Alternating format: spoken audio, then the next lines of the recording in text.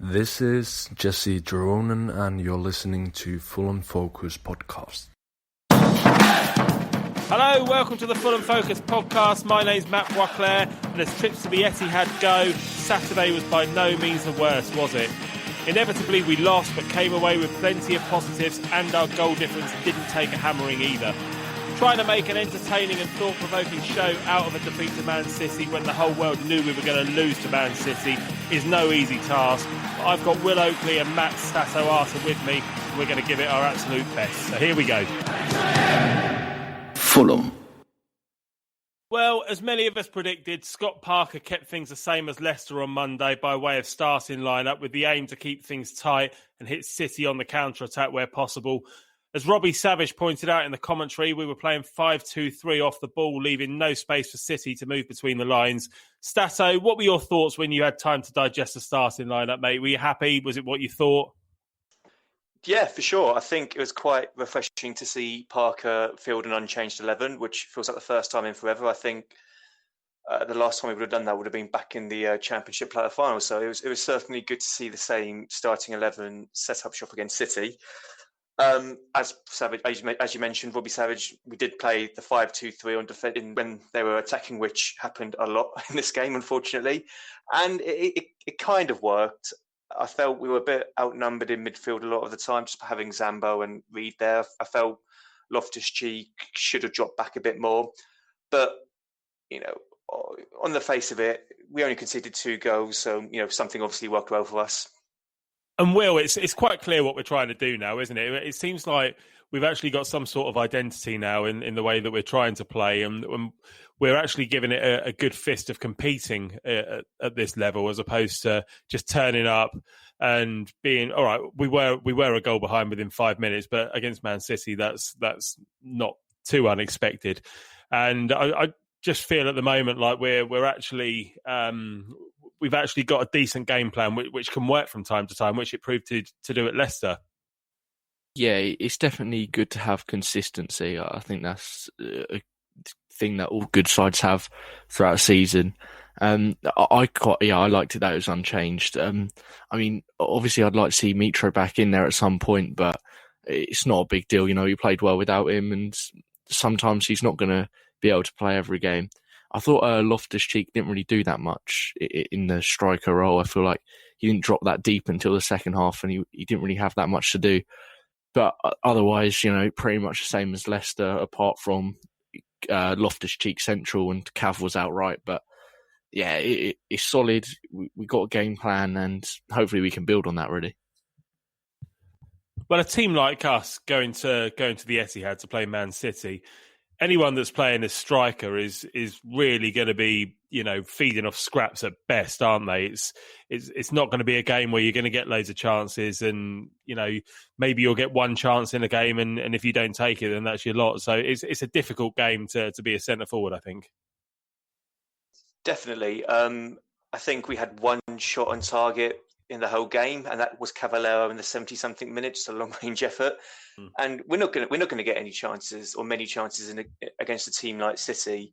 So I think it was a bit hard. It's a bit harsh to judge Loftus-Cheek, but at the same time, it can't be ignored that he didn't really contribute much to the game at all. Well, City, on the other hand, took just 5 minutes to score. Raheem Sterling breaking his goal drought. Those opening 5 minutes were pretty eventful leading up to the goal, though. Sterling had already bought a good low save out of Areola as Man City played keep ball, but following an outrageous piece of skill from Anguissa in his own half, where he left 3 or 4 Man City players for dead, we showed some promise going forwards too. Ultimately, though, trying to keep things tight at the back, only to concede so early, gives you a monumental task at the Etihad for the rest of the game, doesn't it, Will? Yeah, it does. It would have been nice to keep that 0-0 for a little bit longer, and maybe we could have got back into it or had a bit more motivation. But look, Man City are a great side, and that's just, it's not a complicated goal, really. It's quite a basic goal, A good player in De Bruyne plays a good pass forward to a good player in Sterling, how fast he is. Maybe we could have done better at defending it. We probably could have been more compact, maybe, and more solid. But really, we looked all right defensively. I mean, obviously they had a lot of shots, but it's City. We're not going to be able to keep them at bay for that long. yeah, they're a great side, and they knew what they had to do to get past us, and they just did that early on. I thought, like you say, we did quite well keeping it at 2-0 for the rest of the game, and yeah, they didn't get as many chances as they definitely could have. Some teams, like they beat Burnley 5-0, they could have had 25 shots. It wasn't too bad. I don't have too many problems with that first goal, to be honest. It was just a good ball. Pace got in behind us, and it was a good finish. Keeper had no chance, and it's the frustrating goals like the ones that we conceded against Everton, where defensively we were all over the place, that I have a problem with. But goals like that, I'm not too fussed about. And against Man City, these things are going to happen. You're going to concede goals against Man City, so it was just a typical run of the mill goal to concede against a side like that, really. Shortly after, though, Tashin Adarabioyo had a good chance with a header against his former side from a Harrison Reed corner, inside just 8 minutes, actually, but he couldn't direct his header on target. It was a good ball in from Harrison Reed, and I really feel like it would be useful if our central defenders could help out with scoring goals occasionally. We've been weak from corners for a very long time now. What do you reckon, Statto? Be good to see him chip in, wouldn't it? Definitely. I'm trying to think of the last time we actually scored from a corner. I can't even remember, to be honest. Was it sometime last season? Who knows? And I can remember, what's his name? The Preston guy scored an own goal in the last game at the Cottage before lockdown. Dave Nugent scored an own goal at the near post, didn't he? Maybe that was the last time we scored from a corner. Sure. We'll let that count. But I think definitely now we have Adarabioyo and Anderson in the team, two big imposing centre-backs. When they get off the corners, they should be kind of making more of an impact when we get them.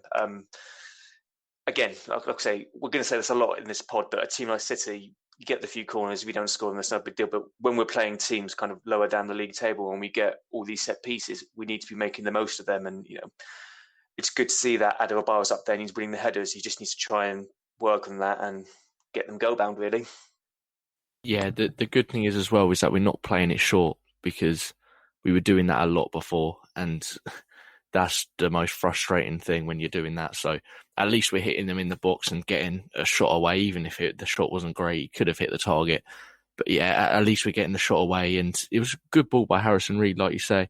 And I'm sure Adarabioyo would want to score against his former club more than anyone, because they kind of wrote him off, and he's looked really good since he's come to us.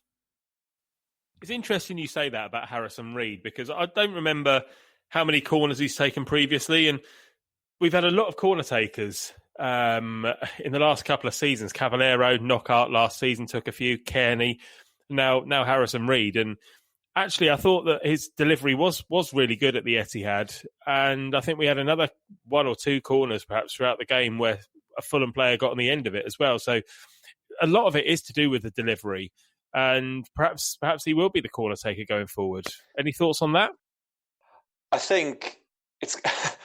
I don't want to think this. I don't want to think this is the actual reason, but I think he's just the corner taker because out of the 11 players on the team, he's the one who can just get a ball in. You look at our other midfield players, Zambo and Loftus-Cheek. They're kind of big, tall players. You want them in the box. Likewise with Lookman, you kind of want him on the edge of the box there to see if you can do something. So it kind of just falls to Reed just to whack it in. And this delivery was good. It's just kind of a bog standard corner delivery. There's no whipping it in. There's no trying to be fancy. It's just Harrison Reed put it into the box and just hope for the best. So it kind of does demonstrate that we might be lacking some kind of set piece specialist in this team. It's not a major problem, but considering we had Cabana last year, in previous years we've had other set piece specialists, does show that maybe a player, there's an opportunity there for a player to step up and put his mark on some set pieces. Well, Alphonso Areola made an excellent save from Kevin De Bruyne at his near post, which took a deflection off of Harrison Reed. Then he went on to make a number of impressive stops from the likes of Raheem Sterling and also other ones from Kevin De Bruyne as well. We sing his praises every week, but Marit Rodat barely even gets mentioned anymore, which, given how much we like him, really goes to show how happy we seem to be with Areola as our keeper. Anyone want to sing his praises this week?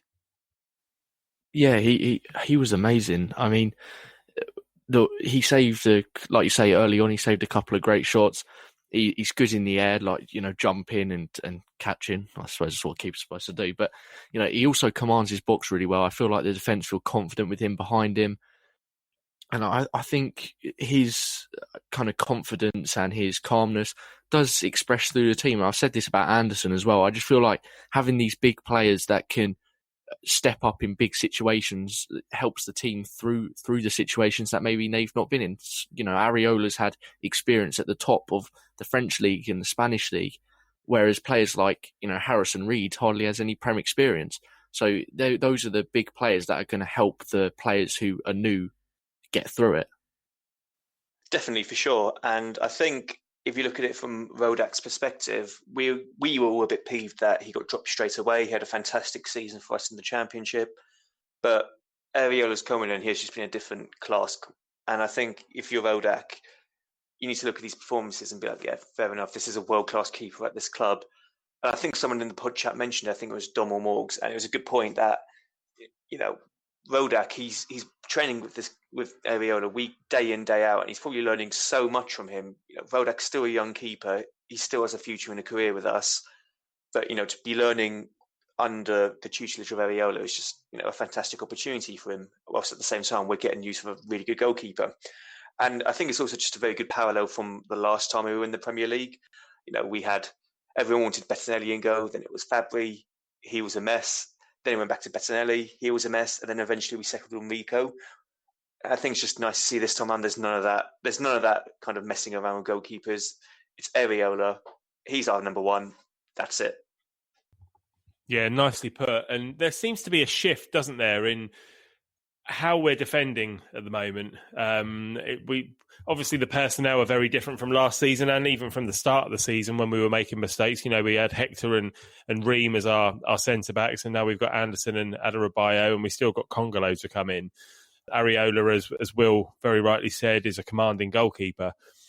And it just feels to me like, aside from that Everton game where I came onto the podcast and said we're defending like a team that's going down, it does seem like that was a one-off. There does seem to have been a change, and a change for the better. And I don't know whether it's just the defenders, but perhaps as a team as well, the way we're setting up at the moment really lends ourselves to being more robust at the back. Yeah, for sure. And it takes time to build a successful team. And we had a lot of players coming in a very short space of time. And Parker had to try and get these lot playing together as a team in that short space of time. And the first few games, yeah, we looked awful because it was just a bunch of strangers playing together. But, you know, it's a bit of a testament and a bit of a credit to Parker to show that he's getting these bunch of players playing together. They want to play for the team. They want to play together. And slowly but surely, it looks like the results are, you know, coming through for that. Yeah, and Adarabioyo and Anderson are really forming a good partnership. I mean, like you say, they're both new and only just come in. But if we can get Anderson on a permanent at the end of the year, if we stay up, I really think that those two could be a great pair. And I know we're playing a back five at the moment, but those two are kind of the out-and-out defenders. I thought they were both really good against Leicester, and I didn't think they were that bad yesterday. I thought they kept kind of close to their men and did as much as they could do against Man City.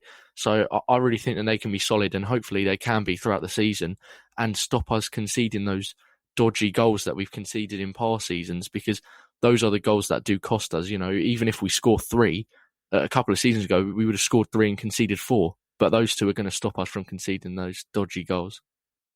Well, let's not forget, Anderson was probably responsible for the fact that we conceded that late goal against West Ham when he headed the ball straight up in the air. Adarabioyo was responsible for that stupid crossfield ball against Everton when we conceded in the first minute. But generally, the defensive play is better. They look more solid, but they do still have mistakes in them. So there's still room for improvement, but things are looking better for me. The game was over against Man City in the 25th minute, of course, when the referee awarded a penalty to Man City for a foul by Joachim Andersen on Raheem Sterling, and Kevin De Bruyne stepped up and put the ball away. I've watched that foul, in inverted commas, back a few times, and I can't see any contact. It looks so soft to me. What did you boys think? Was it a penalty? Yeah, yes, it was a penalty.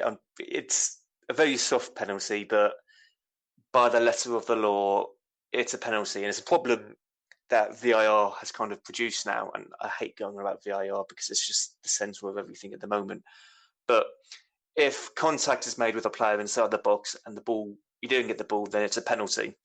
Before, a little challenge like that, no one would go down. There's no penalty given. But now, because it will get watched back in slow motion, and then you can see that technically Anderson didn't get the ball and there was a touch by him on Sterling, then yes, it was a penalty. It's just, unfortunately, one of the things we have to live with now, being in the top tier and being in a world where VR exists.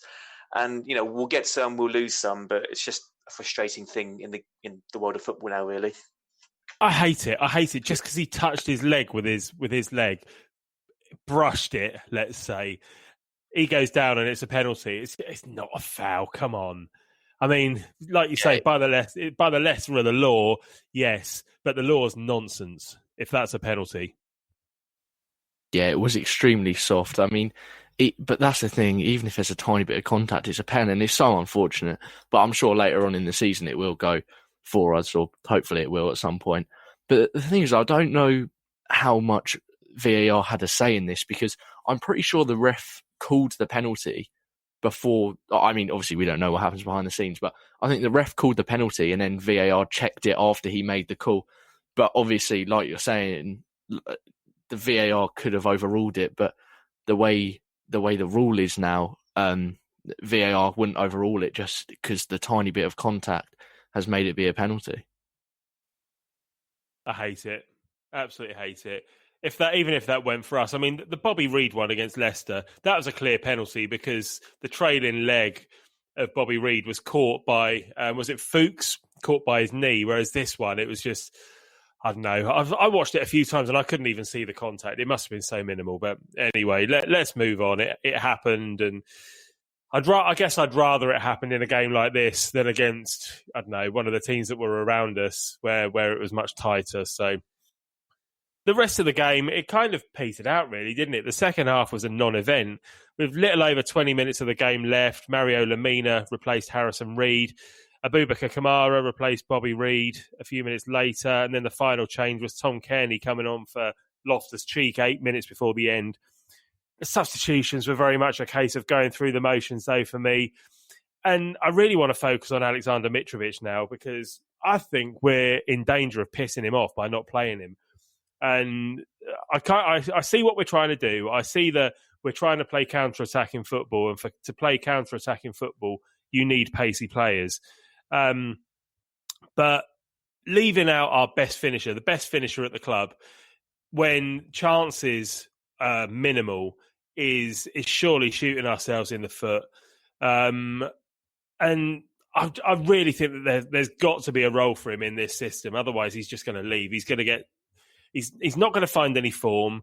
He's going to be really, really irritated by not being able to get in this team, because he'll get in other teams, in other better teams, arguably, than ours. And if I was him, I'd be really frustrated at not even getting on the pitch at the moment. What do you chaps think about that? Yeah, I really wanted to see Mitro. I mean, look, the game's pretty much over by that point, but you do never know. You know, he's a natural finisher. He's been left out the last few times. He might want to come on and prove a point against arguably the best team in the league.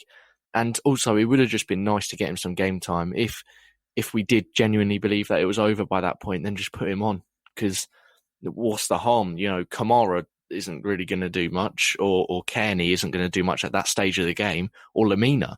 So just put Mitrovic on, even if he's only getting 15 minutes or even 10 minutes. It'd be nice for him to know that he's kind of wanted at the club, and for him to get some game time, because he's probably not very sharp at the moment. He should be getting 90 minutes for me. It shouldn't be a case of, should we get Mitrovic on for the last 15 minutes and hope he gets a chance. If a chance falls to Mitrovic when he's in form, then, you know, probably 8 or 9 times out of 10, it's going to be on target. And we're going to score. And even if he's not as quick as the likes of Lookman, Cavallero, Loftus-Cheek, he's going to be heading towards goal. He's going to be in the right place at the right time. And if the ball falls to him, I'd rather it fell to him than any other player on the pitch in the penalty area. And if he's not on the pitch, that's not happening. And like you said earlier, Statto, our only shot on target was Cavallero from miles out. And also, without having Mitrovic on the pitch, you have no option to cross the ball in. There's nobody in the penalty area apart from Loftus-Cheek, who isn't really that sort of player who loiters and goal hangs like Mitrovic would, we need him on the pitch. There's got to be a role for him on the pitch, otherwise we're going to lose him. I think it's Parker. Since he's come in, he's made it clear that you work hard to get into this team, and he doesn't prioritise anyone. And if you're the best player in the team, then you don't walk into the team if you're playing badly. You've got to work your way back into the team. And I think Mitrovic, he's gone through. It's been a tough month or so, with the whole Euro thing with Serbia. The last game he started was West Ham, which seems like ages. It was over a month ago, but because we're in the Premier League, we're not playing that many games now. That was only 4 games ago. And if a player's out of form, then you don't play him. And maybe he's lost a bit of confidence, or maybe he's nursing an injury. We don't know. If we've now kind of got this new style of football that he doesn't fit in, maybe the answer is to part ways with him in January. It would be a shame, but if we're kind of creating this identity of counter-attacking football where we need pacey attacking players, then unfortunately Mitrovic doesn't fit that mold. I don't want him to leave. We'll love him. But the other players in this team, in this system, can't finish their dinner. So no, of course, but at the same time, the players that have been playing since he hasn't started, we lost to Everton 3-2. A bit of a boring game, bit of a bad game for us, but a 3-2 loss against a good Everton team, it's not the worst in the world. We beat Leicester 2-1, which is arguably the best result we've had in a long, long time. Yeah, we lost only 2-0 to City. So, if you're Mitrovic, you're looking at those results, you're thinking, how can I get back into this team? How can I work my way? How can I prove my worth to them in training or on a day-to-day basis? And it'll be interesting to see what happens. It's unfortunate we have Liverpool next, because that's not really the type of game for him to kind of show his worth. It's kind of Brighton the week after that, or a few days after that, it's the type of game where you can come in and be like, this is what you're missing out on. Start playing me. So, it'll be an interesting way. It'll be interesting to see how his December goes for us, really, and what that means for his future with us. Christmas is huge for us. We've got that Brighton game, as you say. Then we've got Newcastle. I think it's Spurs on Boxing Day. No, sorry, it's Southampton on Boxing Day, isn't it? Then it's Spurs between Christmas and New Year. And I guess Spurs will be a tough one, Spurs away. But these games are all games where I'd want him in the team, to be honest. Particularly the Brighton and Newcastle games. And then Burnley away in the new year as well. These are massive games, and you need your big players, and he's a big player. Yeah, I would seriously put Mitrovic in instead of Loftus-Cheek. I don't think he offers that much up front, and I feel, although Cav has got a lot of stick this year, I think he's okay in this system. And if not, he can sort with Loftus-Cheek, because Loftus-Cheek has played right wing or right mid a couple of times. Obviously, that's not his best position, but he hasn't been bad there. So play Loftus-Cheek or Cav on the right and put Mitrovic in the middle, because Loftus-Cheek isn't even that quick, and he started up front against City. He's more of a technical player, and I seriously think Mitrovic can play that role better than Loftus-Cheek. And maybe we need to tell Mitrovic to play a bit differently, because maybe tell him to drop a bit deeper and come deep, because he doesn't do that much, and maybe just keep playing it out wide, but with this formation, because I think Mitrovic can benefit off it. All right, well, to summarise this game, for me, Man City were professional, if not spectacular. They kept the ball and took enough chances to win the game comfortably. We crowded them out, and it was a good exercise for us to continue to implement the new ideas from Scott Parker. However, I felt we were toothless in the final third, if I'm going to be really blunt about it. Would you say that's fair, Statto? Yeah, 100%. We can, it's not often I say I'm happy with the 2-0 defeat, and I was. We only conceded 2 against City. They were probably coasting in the second half, and we were just there trying to keep them at bay. But like you say, the only big negative is that we did nothing when we got the ball in attack, and that didn't happen often. But when it does happen often, especially against teams like City, you need to make the most of that. And there was kind of nothing there, and there could be a bigger problem going forward. But these games, this game's not going to define our season. It's the games against the lower teams and how we attack against them, really. So it remains to be seen, really, how it goes from here. Yeah, I would say that's fair as well. I mean, Parker set up fairly defensively. Obviously, the 5-back is a defensive formation, and he kept our goal difference down. I don't know if he ever went into that game looking for a win, but he did play quite defensively, kept the goal difference down. It's not the end of the world, we're not expected to do anything against City. Obviously, the game against Leicester kind of pushed our hopes up quite a lot, but it's Man City. It's just as hopeful as we can be. They're a brilliant side, and it's going to be very hard to score against them and very hard to stop them scoring against us. So, 2-0, not the end of the world, and I didn't think we were that bad. It's funny, isn't it? You say it's Man City, but before every game, you always have that little nagging thought in the back of your mind, well, if they have an off day, well, maybe we could get some in here. I mean, Brighton got a point at home to Liverpool the other week. And we've got Liverpool next. And even Liverpool, they won the Champions League last season or the season before last, won the league last season. And still in the back of my mind, I'm thinking, well, we could do it. And then we probably won't. But, there's always that thought in the back of your mind until the first kind of 5 minutes and you're a goal or two down. And then you think, oh, well, that's that then. But anyway, it didn't happen for us against Man City. But Scott Parker believes he's onto something with this squad and has something on which to build. Would you agree with that? And to play the type of stifling counter-attacking football that we are at the moment requires a strong defence.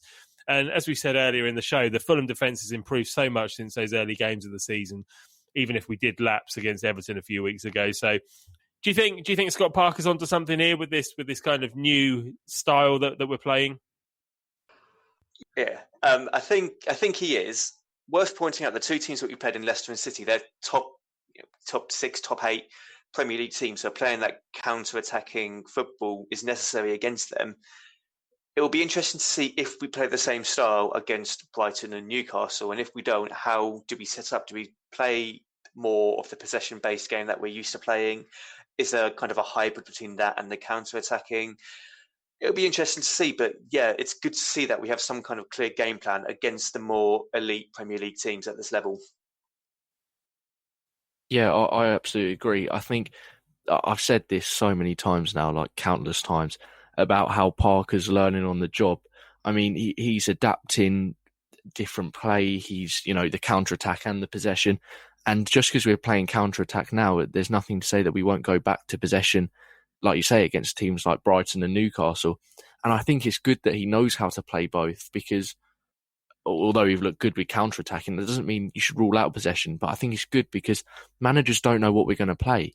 Going into the lower teams, so obviously Liverpool will probably play the same, but going into Brighton and Newcastle, those managers are going to be thinking, is he going to play possession? Is he going to play counter-attack? Because the fact we can just switch between the two quite effortlessly, if you like. I mean, I know we haven't got guaranteed results out of them, but the fact that we can do it is amazing because it just gives us different options.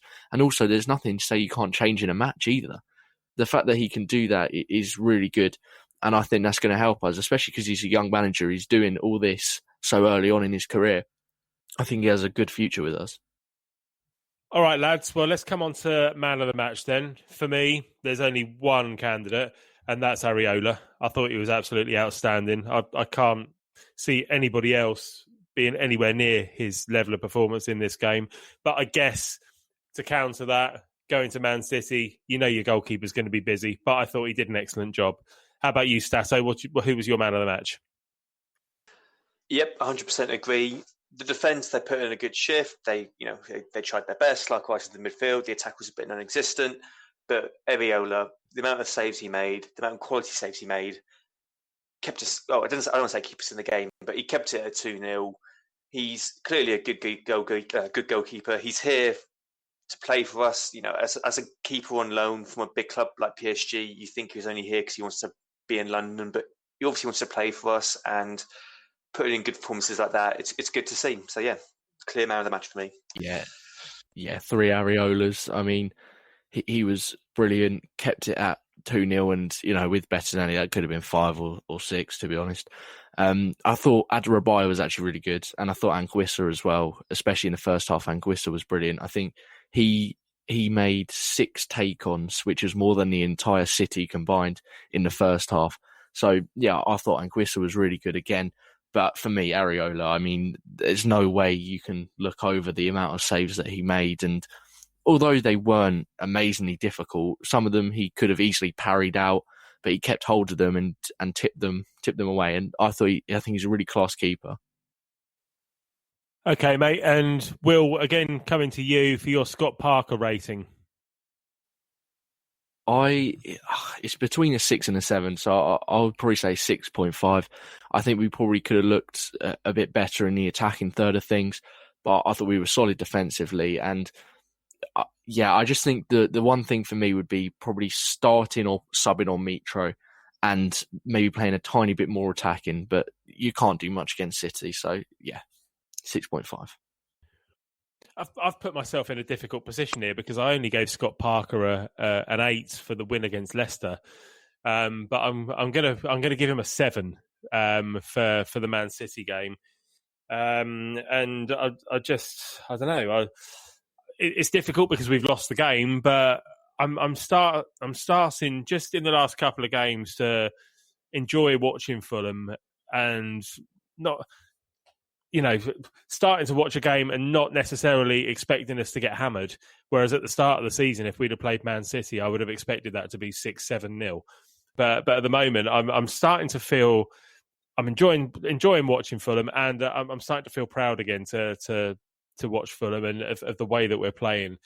So although I only gave him an 8 against Leicester because I didn't agree with leaving Mitrovic out. I still don't agree with leaving Mitrovic out, but it was a good performance all round. So 7 out of 10 for me. What about you, Statto?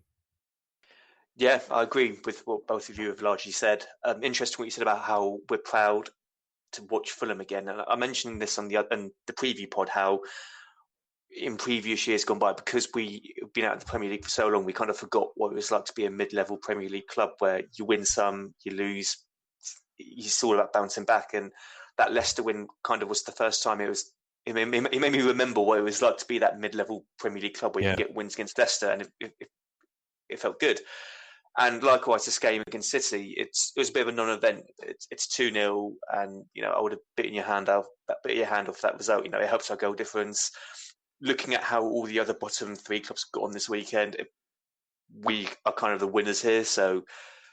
Yeah, Parker did well because of that. So 6 or 7. I think like Will said, 6.5 is about right for him, I'd say. So nothing good, nothing bad, just meh.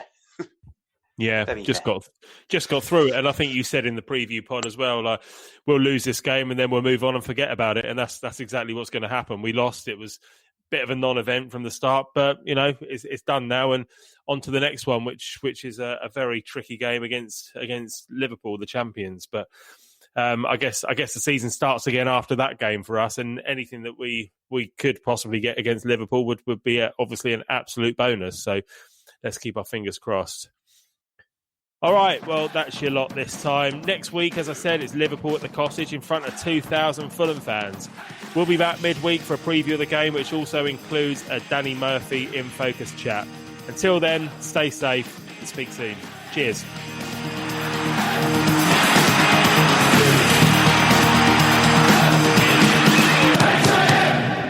Fulham.